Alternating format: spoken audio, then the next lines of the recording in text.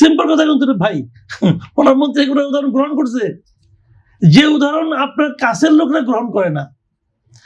যদি গ্রহণ না করে আপনি কি সিদ্ধান্তে বুঝবেন? ওনাকে সিদ্ধান্ত নিতে হবে তাহলে আমার উদাহরণটা ভালো হয় নাই, অথবা সিদ্ধান্ত নিতে হবে এই লোকগুলি আসলে আমার পাশে পড়ছে কিন্তু তারা আমাকে ফলো করে না। তাহলে আপনি একটা টিম বানালেন, টিমের যিনি ক্যাপ্টেনকে টিমের অন্য টিমমেটরা তাকে ফলো করে না, তো ওই ক্যাপ্টেনের কপালে দুর্ভোগ তো আমি কিছু দেখি না। ভাই হিসাব তো ক্লিয়ার। আপনি মানে আমি কিন্তু কোনো জটিল কথা বলতেছি না ভাই, কথাগুলো কিন্তু সহজ। যে ওনার টিমমেটরা ওনার উদাহরণ ফলো করেন না,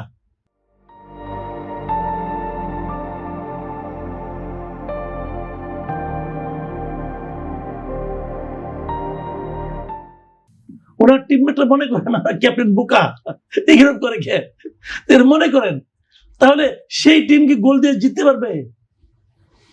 ফকিরপুর টিম এবার কিন্তু হয়ে গেছে, রেলিগেটেড হয়ে গেছে আর কি। হ্যাঁ, এবার ফার্স্ট ডিভিশন লিগে। তো যদি ফকিরপুর টিমকে আপনি চ্যাম্পিয়ন করার জন্য মেসিকে নিয়ে আসেন, মেসি স্ট্রাইকার থাকবে আর বাকি টিম হলো ফকিরপুরের, ওই টিম চ্যাম্পিয়ন হবে না তো। তো এই জিনিসটা আপনাকে বুঝতে হবে যে উনি একা কি করছেন অথবা করতে পারছেন, সেটা ইম্পর্টেন্ট হইতো যদি ওনার টিমের অন্যরা ওনাকে অনুসরণ করার চেষ্টা করতো। পারতো কিনা জানি না, যদি চেষ্টাও করতো তাও হয়তো, তো অন্যরা চেষ্টা করতেছে বলে তো আমরা দেখেছি তার ভাই। কাজে এইগুলি নিয়ে 30 দিন 3 মাস গেছে, মানে 90 দিন গেছে, উনি নিজে একটা সময়সীমা ঘোষণা করছেন 180 দিনের। আমি 180 দিন পর্যন্ত অপেক্ষা করতেই চাই, দেখবো 180 দিন পরে উনি কি করেন। আমি অপেক্ষা করব যে 180 দিন পরে কি উনি ওনার এই যে ঘোষণা, গাড়ি নিব না, অমুক নিব না, তমুক নিব না, ওনার চাল চলন যেটা দেখে আমরা মুগ্ধ হচ্ছি, যেটা দেখে আমরা হারুন রশিদের কথা ভাবতেছি, অথবা খলিফা উমরের কথা ভাবতেছি, যেটা দেখে উনি কি সেই জায়গা থেকে ব্যাক করেন কিনা এটা দেখবো। অথবা দেখবো যারা ওনাকে ফলো করে নাই তাদের ব্যাপারে উনি কি করেছেন, ওনাদেরকে প্রমোশন দিলেন নাকি ডিমোশন দিলেন, এটাও দেখবো। যদি দেখি যে প্রমোশন দিয়েছেন তাহলে বুঝবো যে যা ছিল যেই লাউ সেই কদু।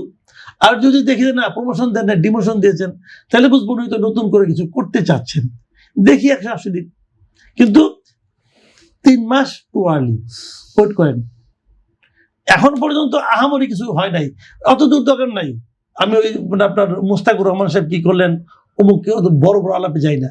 বাজারে যান রে ভাই, বাজারে যদি আপনি করেন আপনি আপনাকে জিজ্ঞাসা করেন, বাজারে যদি আপনি বউ করে তাকে জিজ্ঞাসা করেন যে তোমার কি মনে হয় জিনিসপত্রের দাম কি আগের চেয়ে কমছে, এইটুকু জিজ্ঞাসা করেন, রেজাল্ট তৎক্ষণাৎ পাই যাবেন, এটা গবেষণা করার কোনো দরকার নাই। ওই যে অর্থ উপদেষ্টানে কি আগে আছে বিশিষ্ট গবেষক, তাকে নিয়ে দেখাইতে হবে না, আপনি বুঝবেন যে সংসার কেমন চলতেছে। জিনিসপত্রের দাম দেখেন, যানবাহনের খরচ দেখেন, মানুষের জীবনযাত্রা দেখেন, ঈদ গেল কাপড় চোপড়ের দাম দেখেন, সব মিলিয়ে দেখেন, আপনি নিজেই বুঝে যাবেন দেশ কি ভালো আছে, আগের চেয়ে ভালো নাকি আগের চেয়ে খারাপ। এই 100 দিনে বিরোধী দলকে নিয়ে আপনার মূল্যায়ন কি? এটাকে আমি বিরোধী দলই মনে করি না। এরা যেগুলি করে, যে একটা কথা ছিল নাকি যে উপরে উপরে হয় তলে তলে সব ঠিক আছে, এটা হলো তলে তলে বিরোধী দল। ভাই এটা আপনাকে বুঝতে হবে, এটা হলো বিএনপি এবং জামাত দুটো এমন সম্পর্ক, এরা তবে একসঙ্গে ঘর সংসার করছে, এরা একসঙ্গে ঘর সংসার করছে না, ক্যাবিনেটে ভাগাভাগি করে পড়ছে একসঙ্গে, তো সেটা কি বিরোধী দল হবে? জামাত তো মানে জামাতের এখন একটাই লক্ষ্য, জামাত জীবনে কোনদিন চিন্তা করছে যে তারা এতগুলি 69 আসন পাবে? কোনোদিন চিন্তা করছে জামাত? কোনোদিনও চিন্তা করে না। কিন্তু জামাত তো পেয়েছে, কেন পেয়েছে? এটাও কি তাহলে মার্কেটে আওয়ামী লীগ নাই বলে পেয়েছে।